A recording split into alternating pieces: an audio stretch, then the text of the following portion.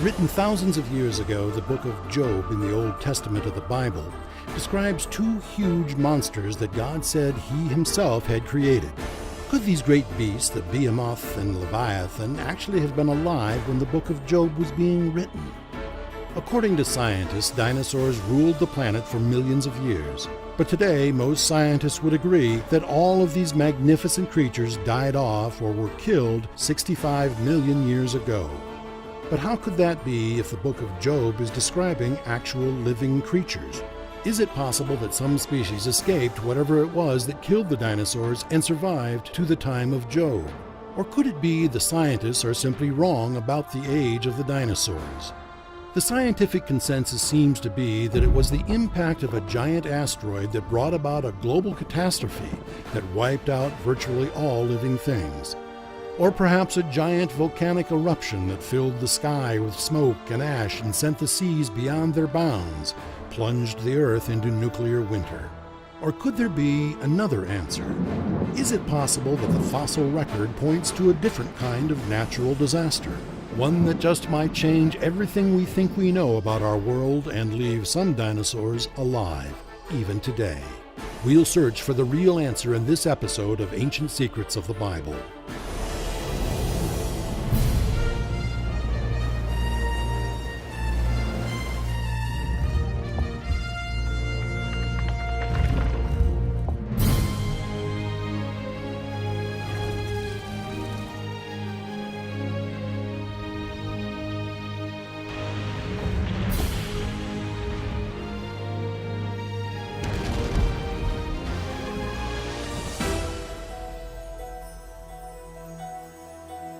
We are about to look through the pages of the first continuous recorded history of mankind in the book we call the Holy Bible, as we continue our investigation into some of its most controversial stories and try to answer some very tough questions.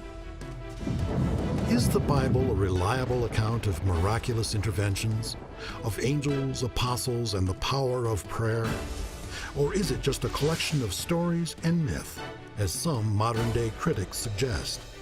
Both Bible skeptics and proponents from around the world have contributed to this exciting discussion. Some of these biblical revelations may shock and surprise you.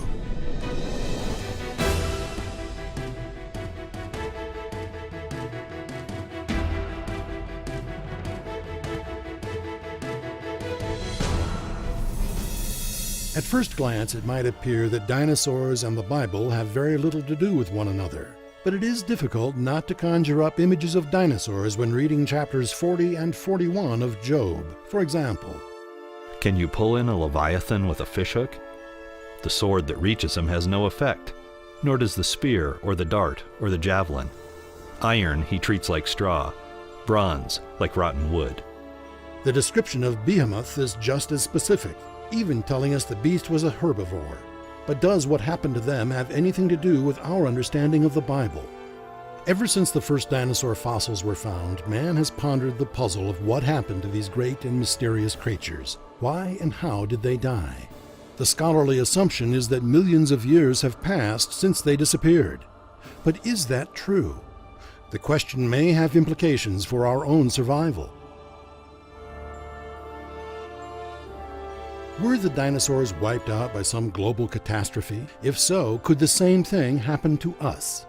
Perhaps in an effort to avoid the same fate, scientists are continually searching for answers. But dinosaurs are gone forever. Or are they? Strangely enough, the greatest clue to this earthbound mystery may have come from outer space. In the 1980s, Luis Alvarez and his son came up with the idea that they'd observed an iridium anomaly due to the impact of a large object from space, a very large object, maybe 6, maybe 10 miles across, weighing hundreds of billions of tons, traveling at very high velocity, 12,000 miles an hour or upwards.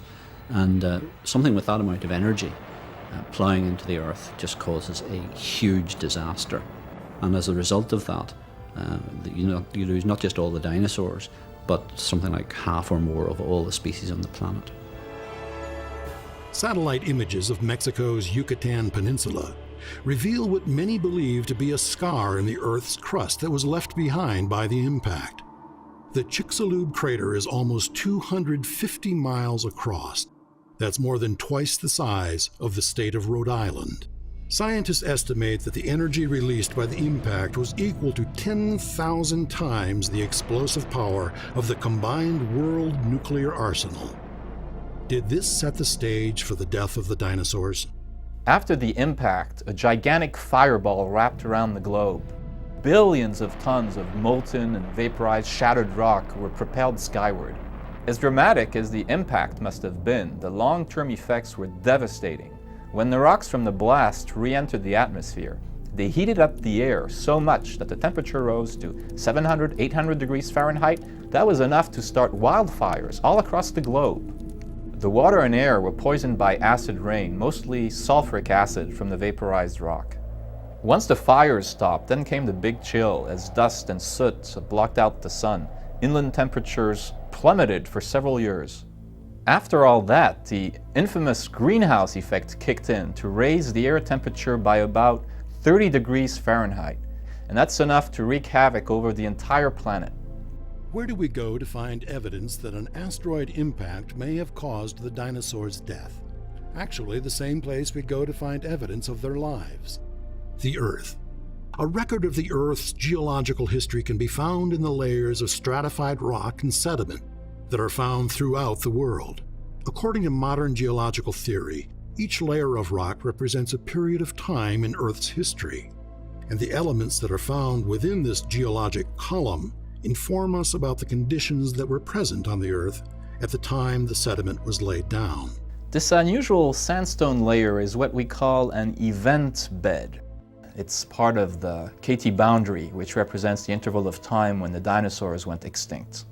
In it, we found a lot of shark teeth, shell fragments, fossilized wood, but the most important thing we found is a very high level of a rare metal called iridium.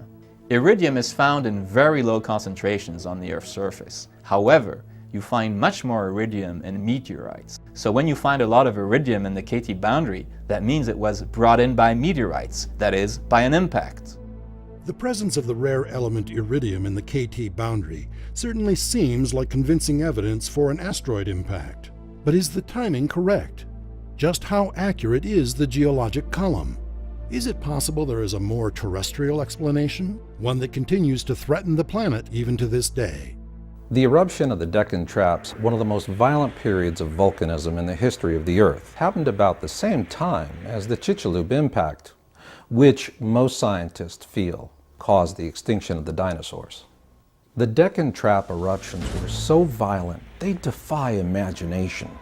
These eruptions covered over 1 million square miles of land in what is now Western India. And it was one lava flow upon another, building up into piles that we would not measure in terms of feet or yards, but in terms of miles. As devastating as volcanic activity may have been to the ancient Earth, not all scientists agree that it would have been enough to cause the extinction of the dinosaurs. Could some of these creatures have survived the supposed global changes? If so, there must have been another factor that led to their final undoing, something that struck at the very core of future generations. But what? The impact theory may point us to another possible explanation for the catastrophic eruption of the volcanism theory, that being a non-impact event between our planet Earth and another body in our solar system. Astronomers have long regarded comets as dirty snowballs, collections of ice and stellar debris. That is why they feel that a flyby event of a comet going past the Earth could not trigger a volcanic eruption or an earthquake. Rather, it would take a direct impact. However, in September 2001, our knowledge of comets took a huge leap forward when the Deep Space One probe imaged Comet Borrelli. This comet is over 6 miles in diameter, and what it taught us is that comets are much more dense and much more complex than we had ever thought. If an object the size of Comet Borrelli were to impact the Earth, it would be the end of all life. But if it just simply flew through the atmosphere, the shock wave alone would trigger massive earthquakes and huge volcanic eruptions. It could very well be a repeat of the Deccan traps. Could the devastation brought on by volcanic activity and trapped greenhouse gases have snuffed out the lifeblood of the dinosaur population? The case seems convincing, but so does the evidence for the impact theory. Which one is correct? The fact is that scientists have lined up behind both arguments, but are they overlooking some additional evidence? Could there be another explanation for the demise of the dinosaurs? One that's been overlooked for thousands of years. There are some scientists who believe a worldwide flood may have caused the global changes that resulted in the end of the dinosaurs. Not millions of years ago, but merely thousands of years ago. But what does that do to the theory of the geologic column? Could the scientific timing be that far off? If floodwaters covered the Earth, is it even remotely possible that some dinosaurs survived the catastrophe and are perhaps even around to this day?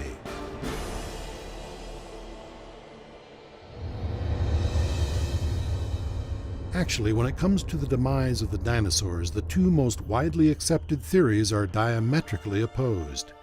The idea of a catastrophic impact means that the end came quickly, while the global climatic changes brought on by millions of years of volcanic activity implies a more gradual dying out of the species.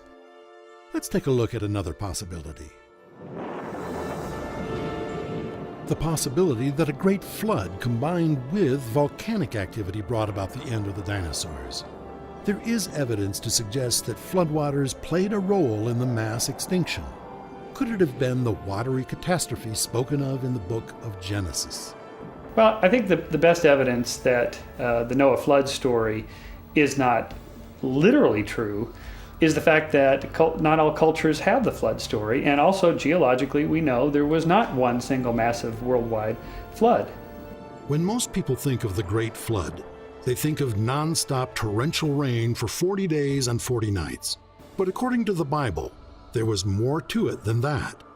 In Genesis chapter 7, the Bible tells us that on that day all the fountains of the great deep burst forth, and the floodgates of the heavens were opened. Can this ancient description be translated into a scientific explanation? The Noah flood story is a very popular one and an ancient one. It's held by hundreds of cultures around the world, and even many before Noah and when the flood story was written in the Old Testament, there were accounts of floods. And in fact, we've even been able to trace this to cultures that live on bodies of water that flood, have flood stories, and cultures that don't live near bodies of water, or cultures that live in places where there's not flash flooding and so on, they don't have flood stories. So we think there's actually a geographical explanation here, is that floods do happen locally, and those local people tell a story, a myth about the flood. And that's what got written down in the Old Testament. That generally represents the prevailing view of the skeptics, but perhaps there is such evidence. Some scientists believe that about half the water now in the world's oceans was once in interconnected chambers about 10 miles below the Earth's surface. According to this theory, increasing levels of explosive pressure caused these springs of the great deep to erupt, and combined with heavy rainfall, the Earth was entombed in water. A worldwide flood, of course, would explain the disappearance of the dinosaurs. The way I see it, you've got a big problem with the timeline. According to the fossil record, the last dinosaur ate his last meal about 65 million years ago. But according to the Bible, Noah's flood happened about 5,000 years ago. Now, how do you reconcile that discrepancy? That's a good question. And the search for an answer takes us to an unexpected place, the forefront of scientific research into the origin of man. Some researchers have been trying to say that man evolved several different times, several different places. The genetic information certainly tells a different story. All humans came from a common ancestor. A recently completed study at Yale University analyzed the genetic information contained in the Y chromosomes of various modern-day men. The results of the study suggest that Homo sapiens descended from a single group of male ancestors. And this occurred more recently than scientists had previously believed. According to the chromosomal study, mankind could not have originated more than 270,000 years ago, and even that date may be far too distant. One of the possible explanations the researchers put forth was that mankind had gone through a genetic bottleneck where nearly everybody died off. This lends credence to the biblical idea that everybody drowned except for Noah and his family. The impact of a global flood on the inhabitants of the earth would have been catastrophic by itself. But if water trapped beneath the earth's surface contributed to the enormity of the flood, that adds a whole new dimension to the argument. As every good scientist knows, a major disruption in the earth's crust inevitably leads to volcanic activity and all the catastrophic effects that go with it. A combination of fire and water would certainly seem to be enough of a catastrophe to kill off the Earth's population of dinosaurs. But is it possible some of the creatures actually survived? Which brings up another question that is often asked. Were there or were there not dinosaurs on the Ark with Noah? Most investigators brush the idea aside as simply an outlandish tale designed to support the biblical story of the flood.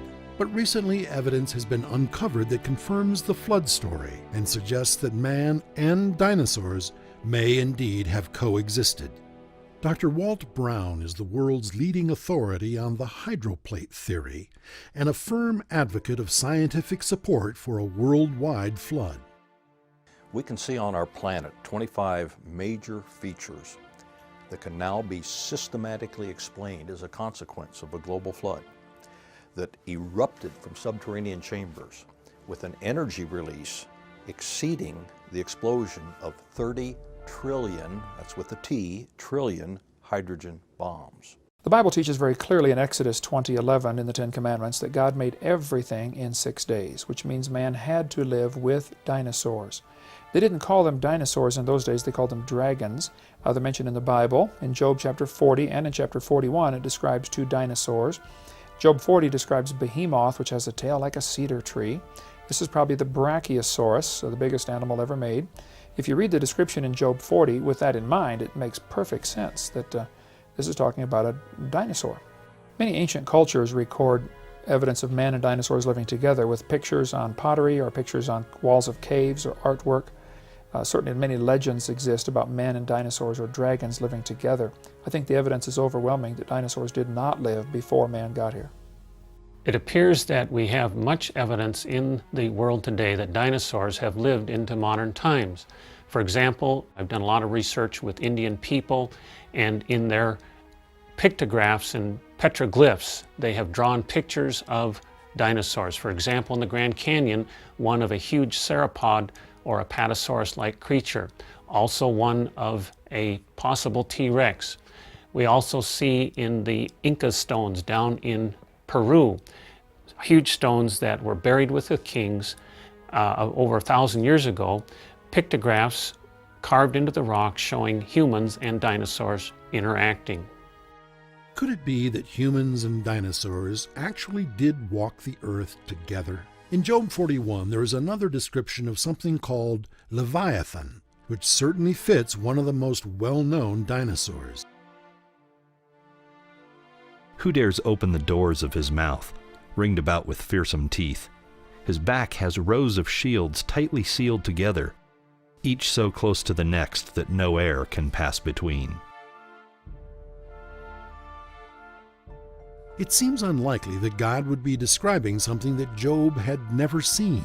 The description of Behemoth in chapter 40 of Job is just as stunning in its detail and provides a clue to the answer of whether or not Job and the monster were contemporaries. Look at Behemoth, which I made along with you, and which feeds on grass like an ox. His tail sways like a cedar. The sinews of his thighs are close-knit. His bones are tubes of bronze. His limbs like rods of iron. Then, this little bit of information. He ranks first among the works of God. These verses would seem to leave little doubt that dinosaurs were inhabitants of the earth along with Job. Still, most scientists would laugh at the idea. After all, the geologic column tells us that the age of the dinosaurs ended 65 million years ago. But is it possible the geologic column is wrong? Given the fact that we have almost complete skeletons of dinosaurs that have been tested and dated going back 65 million years, and given the fact that it would be pretty difficult to hide something that big, it seems ludicrous to suggest that dinosaurs were on the scene after humankind came around. The fallacies of the geological column can be seen in what are called polystrate fossils. Animals like whales have been found whose bodies are buried in dozens of layers of the geologic column.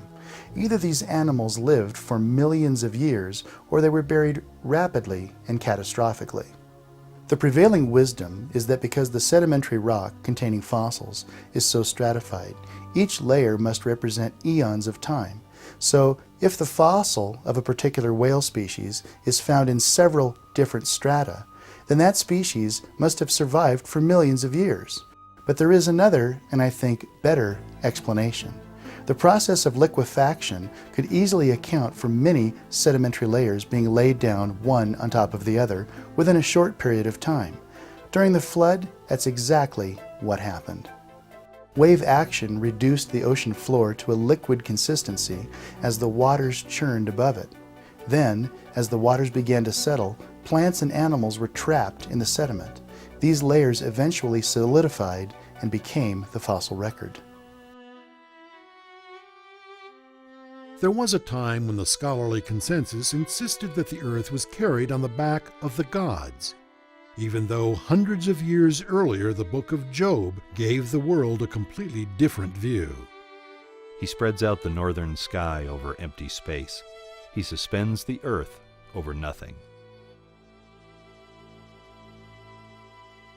Could it be that Job is once again trying to teach the world a new truth? This startling discovery indicates that some ancient animals may have escaped the Genesis flood. In 1977, the nets of a Japanese fishing ship caught the decaying body of what was believed to be a long-extinct amphibious dinosaur. And there have been other surprising discoveries. In 1983, Russians found dinosaur and human footprints in the same rock strata, similar to the ones found in Glen Rose, Texas. Evidence of man and dinosaurs living together has come from other countries as well. Several places in the United States and in Australia indicate they live together. Occasionally the footprints are overlapping each other, frequently side by side, indicating they had to be there within a few hours of each other, or the rock would have hardened and this would not have been possible. Here at Glen Rose, Texas, in the Cretaceous limestone layers, we've excavated a nearly complete Acrocanthosaurus dinosaur, along with 203 dinosaur footprints, 7 cat prints, 57 identifiable human footprints, a confirmed human finger in the same Cretaceous limestone layering, and in adjacent area was discovered completely encased in Cretaceous sandstone an ancient hammer. These excavated evidences confirm that the Genesis account of the flood is viable, that the record of man and dinosaur living contemporaneously, as given in the book of Job, is correct. The Great Flood of the Bible could certainly account for the disappearance of the dinosaurs and the formation of the fossil record. But as has been pointed out, according to the best estimates of Bible scholars, Noah's flood occurred a mere 5,000 years ago. If in fact some species of dinosaurs were alive up until that time, what happened to these animals when the floodwaters receded? Most of the food chain was buried in the Great Flood. Then, as the floodwaters receded, the planet inevitably underwent some major climatic changes, which negatively affected the food chain. So, if any dinosaurs survived the flood, they probably had difficulty feeding themselves and, as a result, became extinct. Whatever calamity overtook these creatures, most people believe they were wiped out completely thousands, if not millions of years ago. But what if some have survived, even to this day? There's strong evidence that dinosaurs still live in the world today. In the jungles of the Congo, in Africa, the native people talk about a creature they call Makili Mombembe. Scientists, using pictures and the descriptions the people have given them, have classified this as a sauropod or an apatosaurus. Myself, I have led expeditions to Canada looking for one that the native people call Ogopogo or Manapogo in Lake Manitoba. And we have interviewed Native American people there who have given descriptions as well as eyewitness accounts of this creature. We think that one may be a plesiosaurus or a basilosaurus. If you're willing to include pterodactyls and plesiosaurs in the dinosaur category, then there are dinosaurs, pterodactyls and plesiosaurs being seen in numerous countries. They've been seen in Kenya, Africa, and Indonesia. Reports of these critters come from many places. I've had many people that I've interviewed that claim they've seen one of these animals. The pterodactyls have about a 4-foot wingspan. The plesiosaurs seem to be 15 or 20 feet long, so not as big as they used to be. But if dinosaurs are alive today, what does that mean in terms of the Bible record? Can we assume the creatures described by Job were real? Does this add to our confidence that the Bible still has much to teach us? If relics from the age of the dinosaurs are being found alive in modern times, does that raise the confidence level even more? A species of prehistoric fish called the coelacanth was thought to have been extinct for millions of years, until a living specimen was caught off the coast of Africa in the early 20th century. Luckily, an observant museum curator was on the docks that day to inspect the fisherman's catch and verify the find. The fisherman told the curator that they'd caught this kind of fish before, but they had no idea it was anything special. Is the case of the coelacanth a rare exception, or are there more living dinosaurs just waiting to be found? The possibilities are mind-boggling. As unbelievable as it may sound, dinosaur bones have recently been found that are not fully fossilized. According to the accepted geological time frame, these bones should be at least 65 million years old, and yet, when they were examined under a microscope, they were found to contain non-fossilized bone, protein, blood cells, and even the blood protein hemoglobin. Given the geologic column, how is it possible that dinosaur bones failed to fossilize after millions of years? Could it be that the discovery of non-fossilized bones actually supports the biblical time frame? The entire science of oceanography began with one young sailor reading a passage in the Bible that speaks of rivers in the sea. With nothing but faith to guide him, he began to look for those rivers and discovered the great ocean currents. Perhaps these ancient secrets of the Bible and dinosaurs, dead or alive, still have much to teach us.